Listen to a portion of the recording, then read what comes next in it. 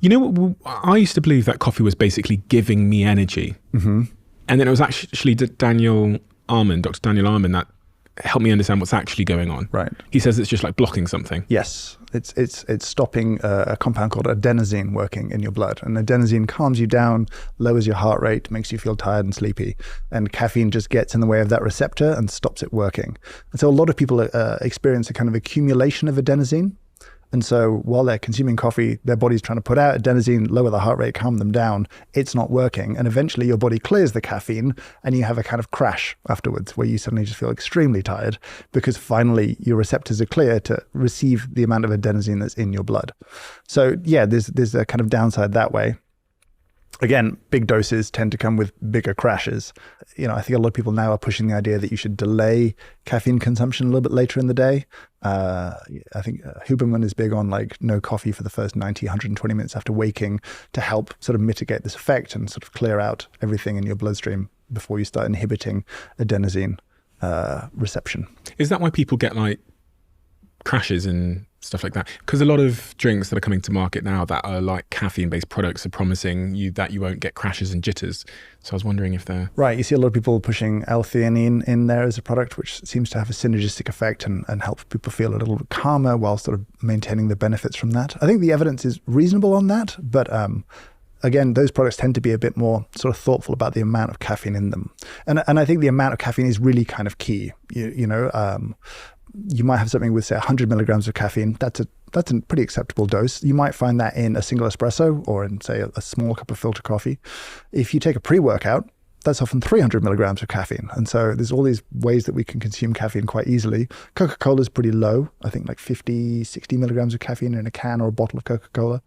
But you can easily end up drinking 200, 250 milligrams in coffee as well. If it's a lower quality coffee, it tends to have more caffeine in it. If it's brewed as a sort of very strong filter coffee, it's just knowing how much you're taking that I think is kind of key. And why does that matter? Is that, again, about sleep, or is it just because if you take huge doses, then there'll be significant consequences like crashes and stuff like that?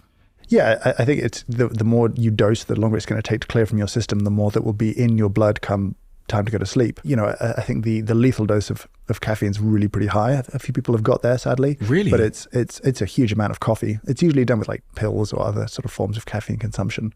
To do it with just cups of coffee is like, I think 50 or 60 cups of coffee in a very short time frame. A very strong coffee would be about what was necessary for a small person to hit sort of caffeine toxicity. So it's quite hard to do. And you die of a cardiovascular issue, or I think it's more unpleasant than that, really? as I recall. Yeah, I think it's a sort of neurological thing as well. It's not. I don't think it's a good death, if I'm honest. Not that maybe there are good ones, but yeah, I don't think it's a good way to go. Coffee was originally a snack. Kind of. Yeah, the coffee fruit was. So Okay. it's kind of, most people don't think of coffee as fruit, and coffee fruit grows on these trees. They're usually about 2 meters tall, full of these sort of ripe red cherry looking things. We call them coffee cherries.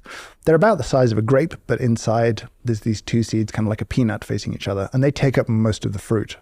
So if you eat them, they're not very satisfying. They're mostly seed, bit of skin, and a little bit of kind of fruit flesh, for want of a better term, on the inside. But it is delicious. It's kind of like a tangy watermelon taste. Coffee fruit's very delicious. I recommend, if you can try it, definitely try it. Caffeine exists in coffee primarily as an insect repellent. That's why the plant produces it, so that if an insect attacks the fruit, it gets a whack of caffeine and it's like, nope, and it leaves the fruit alone. So that's its function in nature. Other plants produce caffeine. There's some interesting stuff about how caffeine improves the memory of bees, which helps with pollination. So some flowers produce caffeine, and they think for that reason. But the caffeine in fruit, in coffee trees specifically, is basically insect repellent, which is why the higher you grow coffee, the less insects there are, and actually the lower the levels of caffeine you tend to see the plant produce.